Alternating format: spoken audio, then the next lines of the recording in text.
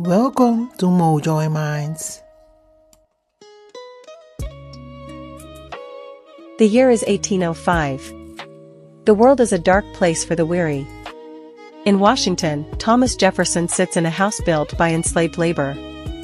In Paris, Napoleon Bonaparte is crowning himself emperor of a Europe he intends to own. But on a small island in the Caribbean, something impossible has happened.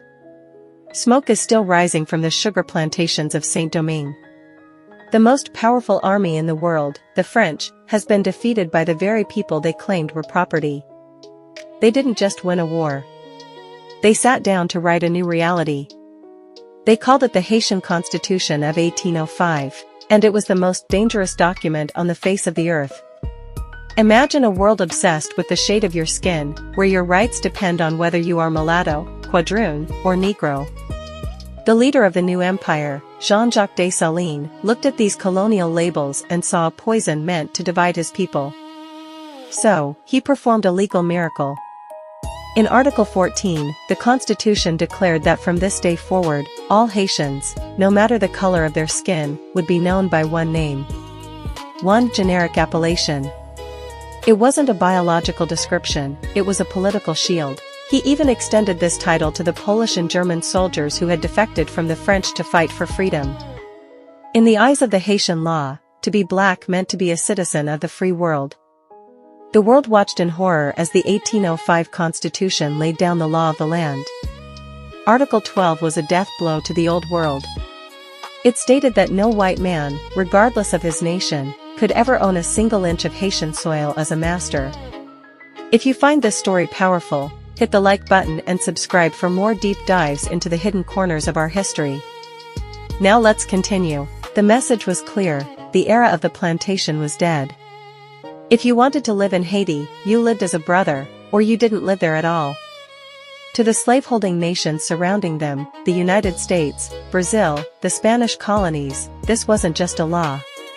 It was an infection of liberty they feared would spread to their own shores. But this wasn't a lawless paradise. Dessalines knew that a nation born in blood needed a spine of steel. He established an empire, naming himself Jacques I.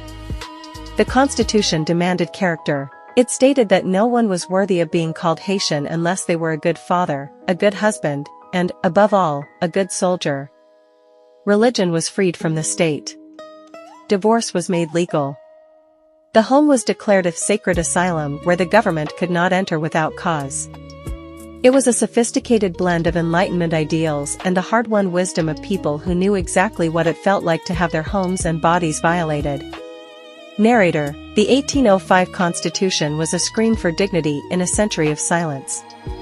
It predated the Emancipation Proclamation by 60 years. It challenged the very definition of whiteness and blackness before the rest of the world even had the vocabulary to discuss it. Haiti didn't just ask for a seat at the table of nations.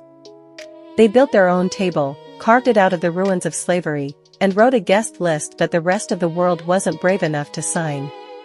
Today, we look back at 1805 not just as a date in history, but as the moment humanity finally stood up and refused to be bought. Until next time, stay grounded. Stay free. Garantangi. Till the next video.